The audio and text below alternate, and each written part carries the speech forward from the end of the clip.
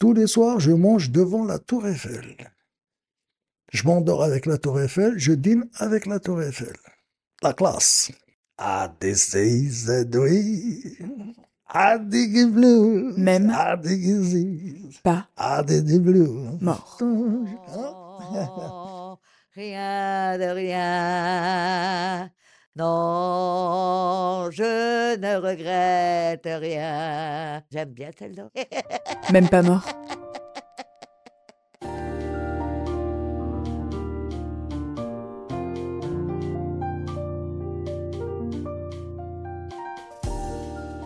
Même pas mort, c'est le podcast des Petits Frères des Pauvres, l'association qui lutte depuis 1946 contre l'isolement des personnes âgées. Avec cette saison 3, notre objectif est toujours de changer de regard sur la vieillesse, afin de cultiver les liens qui nous unissent à nos aînés. Et cette fois, on vous emmène à la rencontre de Georges, Adolpha, Moulay, Madeleine et Jean Gilbert. Âgés de 64 à 83 ans, ils ont tous fait face à de grandes difficultés. Mais les galères ne sont pas leur unique point commun, car au-delà de l'adversité, ils partagent la même fierté bien placée, la même détermination lumineuse. Pour nous, ces personnalités flamboyantes ont accepté de se confier sur leurs forces, leurs talents et sur les petits bonheurs de tous les jours qui mettent du baume au cœur. Je suis Fiona Hyper, je suis journaliste, et à travers ces 5 portraits, je vous invite à vous laisser guider par leur élan de vie si précieux.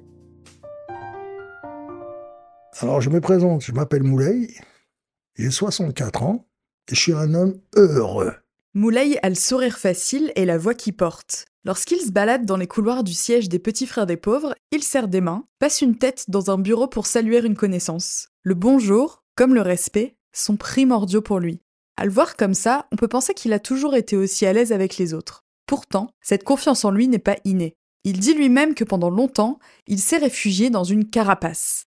Fan de musique, Moulay est plutôt du genre à imiter Johnny planqué derrière des musiciens pour amuser la galerie sans attirer la lumière sur lui. Jusqu'à un déclic, consolidé par une opportunité. Il y a quelques années, alors qu'il participe à une activité avec les Petits Frères des Pauvres, il accepte d'intégrer une pièce de théâtre en compagnie d'autres aînés accompagnés par l'association. M'en allant promener, écrite par Jean-Frédéric Vernier et mise en scène par Serge Sandor, a tourné dans plusieurs lieux partout en France. Moulay y incarnait un détenu malade, une révélation. Il y a quoi, il y a à peu près 5 ans, le mur, j'ai pété le mur, et maintenant je peux aller vers les autres. Avant, j'étais un peu renfermé quand même, il faut le dire. J'aimais pas trop mélanger avec des gens. Si, mélanger, mais faire des théâtres, des trucs comme ça, c'était pas trop mon truc. Devant la foule en plus, attention. Direct maintenant. Quand il y avait la foule au théâtre, là, c'est comme s'il n'y avait personne. À l'aise, même les gens ils me disaient, oh, t'es à l'aise, toi, mon théâtre. Je dis, ouais, c'est comme ça. Le théâtre, je sais pas, ça t'apaise. C'est vrai, toutes les émotions, tout ça, à droite, à gauche, ça t'apaise, ça t'apaise. C'est pire qu'une cure. C'est vrai, ça t'apaise. Tu cries, t'es là, tu montes en l'air, les émotions, donc t'es à la fin. Comme une cure. Et ça fait du bien.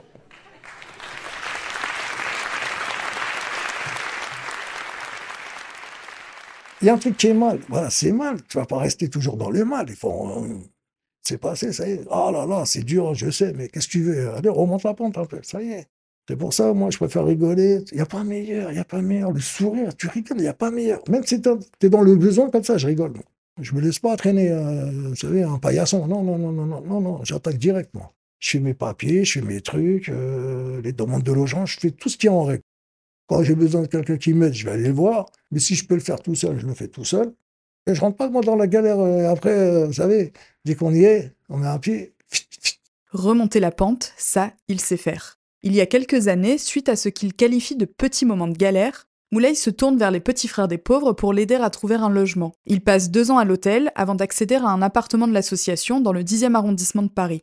Pendant ce temps, il monte un dossier pour un logement social qui finit par lui être attribué. Quand on l'appelle pour lui annoncer qu'il va habiter rue Saint-Dominique, dans le 7e arrondissement, avec vue sur la Tour Eiffel, il raccroche et croit à une blague. Pourtant, c'est bien là où il vit aujourd'hui et rien ne pouvait le rendre plus heureux. Car pour Moulay, l'argent seul ne fait pas le bonheur. Ce qui lui importe avant tout dans la vie, c'est être peinard, ses filles, les souvenirs de sa mère et le partage. Je suis pas matérialiste. Je suis pas quelqu'un, si admettons, je touche au loto, je touche demain matin, je vais rester moi-même. Je partage. Non, je partage ma joie. Non, je donne. Déjà, je donne aux petits frères un peu. C'est vrai, parce que les petits frères, pour moi, c'est une bonne association, hein. Parce qu'on se rend pas compte. Si on a des millions déjà, tu fais une enveloppe, tu donnes un peu d'association, voilà. Ce qu'on tend la main, tu la retends.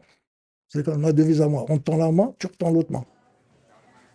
J'invite des gens, hein, déjà, au resto, tout ça, à table, un restaurant.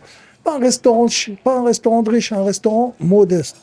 Comme les restaurants de routiers, vous savez, les bars, les trucs comme ça, tout ça, là. Là, oui. Pas les grands trucs, la rotonde, tout ça, je m'en fous.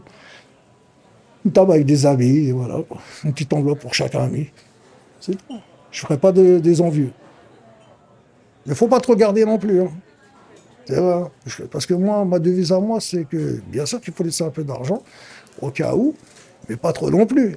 Parce que moi, je me dis, s'il m'arrive un truc demain matin, le pognon, il va pas descendre tout seul, hein. Donc moi, je préfère dépenser, je fais attention, mais au moins, je m'amuse. Au moins, j'en profite. Moulay est cuisinier de carrière. Aujourd'hui retraité, il occupe ses journées au gré de ses envies, en fonction de ce que, je cite, sa tête décide. Ça peut être une balade au Louvre, un passage par la piscine, une séance de cinéma. Si Moulay peut se permettre tout ça malgré sa petite retraite, c'est notamment grâce à un loyer peu élevé et un mode de vie modeste, en plein centre-ville. Mon rituel, c'est de boire un café. Là, en ce moment, c'est de boire un café devant la Tour Eiffel tous les matins. Ça veut dire aller devant moi. Vous savez, quand vous allez à la Tour Montparnasse déjeuner en haut, là, vous savez, vous déjeunez, à la fin, ils vous disent ça fait 220 €. Moi, j'achète un blanc de poulet, un petit, ça me fait à peu près 1,50 € et j'ai la Tour Eiffel devant moi. Et voilà, c'est comme ça, mais... Alors, le matin, je me lève à la fraîche, 6 h du matin. J'arrive, je me lève, voilà, je prépare mon petit café sur la terrasse, une grande terrasse, jusqu'à, disons, à peu près 6 h, jusqu'à 7 h du matin, sur la terrasse. Après, je prends ma douche, je descends et je me balade. Je fais à droite, à gauche. Alors, je fais des courses, je fais attention, parce qu'il ne faut pas dire que... Moi, j'y arrive. Je vous dis franchement, j'y arrive, j'ai des astuces. Mettons que je vais acheter des yaourts, je suis allé les chercher. Tout ce qui est mangé, j'arrive à me débrouiller. Sérieusement. Je suis jamais tombé en panne de quoi que ce soit de bouffe. Et on peut s'en sortir. C'est pas que je dis c'est l'Amérique, mais pour moi, là, je vais bien.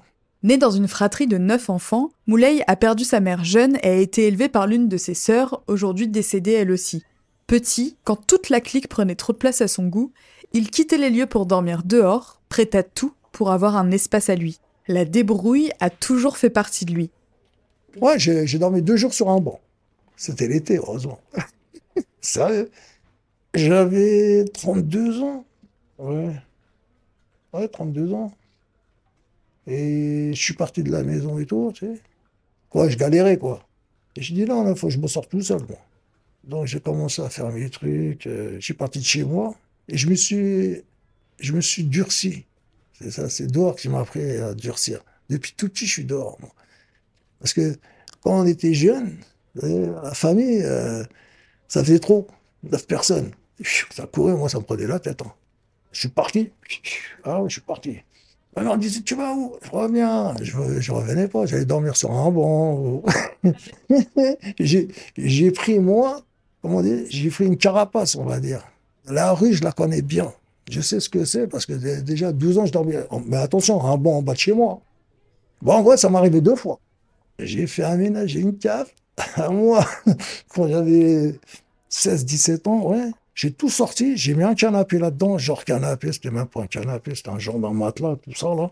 Petite table, petit poste radio, et j'ai fait un petit chez moi. J'allais manger, je redescends, je prenais la douche avant, genre moi, j'étais tranquille. Ça a commencé comme ça, les petits trucs. Le petit débrouillage. Faut se débrouiller, hein. Avoir un appartement à lui, comme le fait d'habiter dans l'hypercentre de Paris, sont des éléments essentiels de l'équilibre de Moulay. Pour les petits frères des pauvres, permettre à des aînés en situation d'isolement ou de pauvreté d'avoir accès à un vrai chez-soi est essentiel. Si la question de l'habitation est une priorité à titre individuel, Il suffit de dézoomer un tout petit peu pour y voir un enjeu de société, notamment lorsqu'on y ajoute les strates de la vieillesse et de la précarité. Dans quelles conditions peut-on rester chez soi jusqu'à la fin de sa vie ? Quelles alternatives à l'EHPAD peut-on envisager ? Quelles solutions peut-on apporter aux personnes en situation de précarité et à celles en perte d'autonomie ? Qu'est-ce que ça sous-entend d'habiter un lieu, d'y vivre ? Pour y voir plus clair, on a discuté avec Elisabeth Essayant, architecte, chercheuse et maître de conférences à l'École nationale supérieure d'architecture de Paris-Belleville. Alors la question du logement, évidemment qu'elle est essentielle au sens où, encore une fois, il me semble que l'objectif premier, c'est conserver l'autonomie des personnes aussi loin dans le temps que l'on peut. Ce qui n'a pas été un objectif pendant très longtemps. À partir du moment où on pensait le vieillissement comme une sorte, j'ai pas envie de dire de maladie honteuse, mais de quelque chose qu'on a envie de cacher, de mettre de côté, évidemment, on va penser en termes de déplacement de cette catégorie de la population, c'est-à-dire déjà on pense en catégorie, vers des lieux un petit peu éloignés, les EHPAD, où on les voit pas, ils disparaissent de l'espace public, parce qu'on sait à quel point le déplacement d'un espace familier, et là je parle de l'espace du logement, mais aussi tout ce qui est l'air autour du logement, c'est-à-dire des lieux de rencontre dans l'immeuble, du voisinage proche, sont essentiels pour le maintien de la bonne santé mentale des personnes âgées. Enfin, on n'a pas besoin... on a beaucoup d'études, évidemment, le montré, la perte non seulement d'autonomie, mais des capacités mentales dès lors qu'on perd ces repères familiers. Avec d'autres chercheuses et chercheurs, Elisabeth Essayant a mis en place la plateforme collaborative Architecture et Précarité. C'est un site internet qui compile des centaines d'initiatives en architecture, en urbanisme et aussi en paysagisme qui répondent aux enjeux de précarité à travers le monde. On y trouve des habitats et jardins partagés, des résidences intergénérationnelles, des maisons de retraite hybrides, des tiers-lieux et même des espaces publics repensés pour s'adapter à tous. Le but est d'inspirer les professionnels en montrant qu'il existe déjà des exemples. Peut-être un exemple qui a beaucoup été cité, c'est la maison des Baba Yaga, qui est devenue un peu une métaphore d'une sorte d'autonomie d'une femme qui vit toute seule dans la forêt, est à l'initiative d'une femme qui a perdu ses parents et qui les a accompagnés sur un temps long et qui est de leur perte d'autonomie. Et avec 2 amies, elles ont donc décidé de créer cette association qui est la Maison des Baba Yaga et de concevoir un logement qui soit à destination uniquement des femmes. Ça, c'est un peu la particularité de ce projet, des femmes vieillissantes, pour assurer leur autonomie. Et ce qui est intéressant dans cette opération, donc, qui était accompagnée aussi par un opérateur public, c'est qu'il y avait un architecte qui les a accompagnés d'emblée dans ce projet et qui les a accompagnés dans le sens où il est parti de l'expression de leurs besoins, de leur désir d'espace, et non pas s'est projeté, lui, dans ce thème un peu de manière abstraite. Donc c'est des petits logements, mais qui ont tout un... complément d'espaces collectifs au rez-de-chaussée qui permettent à la fois une activité commune, jardinage, parce qu'il y a aussi des espaces extérieurs, mais également ouverture sur le quartier, parce que certains de ces espaces peuvent aussi être partagés avec le quartier. Donc on voit bien que la question de l'habitation, c'est pas seulement une question du logement lui-même, enfin de son aménagement, donc ça on sait faire, j'ai envie de dire, mais l'insertion des lieux d'habitation dans un tissu urbain, par exemple dense, ou dans un tissu rural ou périurbain, enfin peu importe l'emplacement dans le territoire, et cette question de la manière dont on crée des liens avec non seulement ses proches, comment ils peuvent venir nous voir, tout le monde n'a pas non plus des proches, il y a aussi des personnes qui sont seules et qui sont complètement isolées, mais surtout avec la communauté et le voisinage, le quartier, etc. Les conditions dans lesquelles on est amené à vieillir, comme les situations de précarité, peuvent créer de l'isolement social. Le rapport annuel des Petits Frères des Pauvres sur la pauvreté chez les personnes de 60 ans et plus montre que celles et ceux qui se sentent seuls tous les jours ou souvent sont toujours plus nombreux au sein des groupes qui ont connu des situations de privation au cours des 12 derniers mois. Être empêché peut amener à rompre le contact avec les différents cercles de socialisation. Parce qu'il évolue en centre-ville et qu'il est en bonne santé, Moulay a la possibilité de se déplacer facilement pour voir du monde et entretenir ses relations. Ce n'est pas toujours le cas.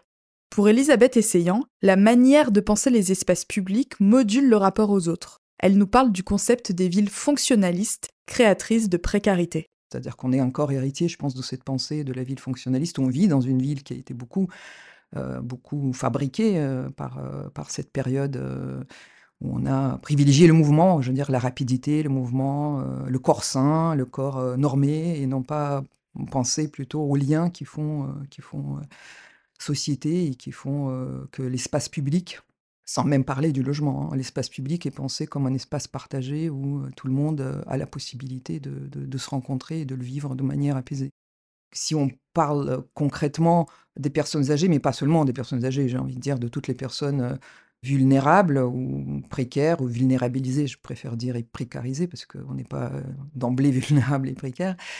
C'est par exemple la suppression des bancs dans les espaces publics, qui était d'ailleurs une mesure elle-même déjà prise pour contrer l'installation sur ces bancs des sans-abri. C'est-à-dire qu'on va mettre des dispositifs, d'une part, on va enlever les lieux où on peut se poser, se reposer, éventuellement discuter, échanger. Et ensuite, on va faire tout, si on conserve ces assises, de les concevoir de sorte à ce qu'ils soient le moins confortables possible. Ce qui fait que la ville devient une ville où on passe, et quand on s'assied, ça va être des assises dans des lieux où on consomme. Évidemment, les terrasses des cafés, c'est des grands lieux de sociabilité, particulièrement en France, évidemment, on insiste beaucoup sur cet aspect-là, mais il ne faut pas oublier que ce sont des lieux de sociabilité payants. Et cette question-là, en quoi elle est importante, parce que bien sûr qu'elle concerne en premier lieu les personnes fragiles, c'est-à-dire les personnes qui ont besoin de ces temps de pause, au-delà de la question de l'échange que ça engendre, mais ça nous concerne toutes et tous. Elisabeth Essayant pense que la solution peut passer par une nouvelle approche de sa profession. Un regard neuf, plus doux, posé sur l'humain avant la fonction. Souvent, le métier de l'architecte, on le définit évidemment par la compétence de donner forme ou d'agencer les espaces. J'ai envie de dire, est-ce que le métier de l'architecte, ce serait pas aussi, et c'est intimement lié, de créer des conditions de maintien de liens ou que les liens deviennent. Toute la période fonctionnaliste, il y avait un peu cette métaphore médicale, mais au sens on va percer, on va couturer, on va recoudre. Donc c'était beaucoup une métaphore chirurgicale, assez violente au fait.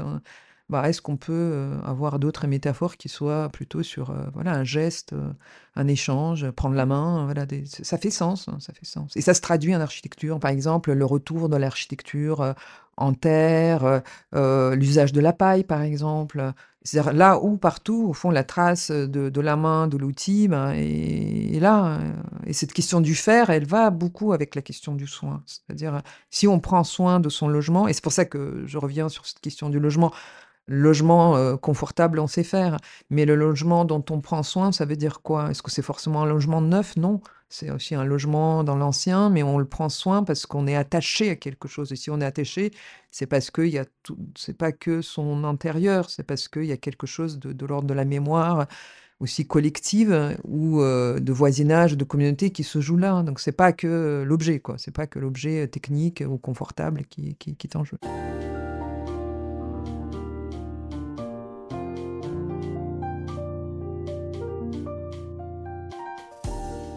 La vision de notre experte nous rappelle les mots de Marguerite Yourcenar, qui écrivait en 1951 dans Mémoires d'Adrien, je cite, « Construire, c'est collaborer avec la terre.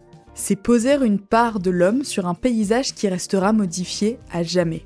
C'est contribuer aussi à cette lente mutation qui est la vie des villes.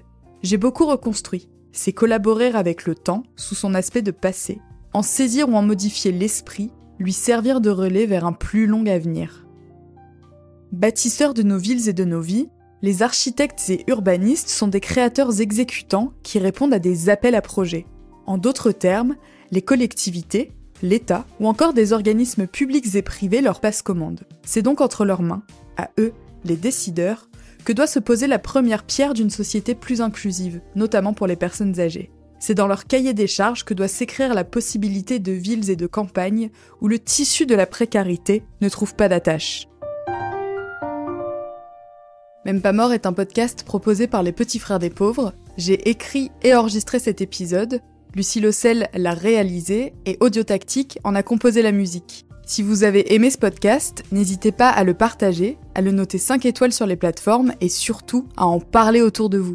Pour aller plus loin, rendez-vous sur les réseaux sociaux et sur le site des Petits Frères des Pauvres. À très vite. Même pas mort.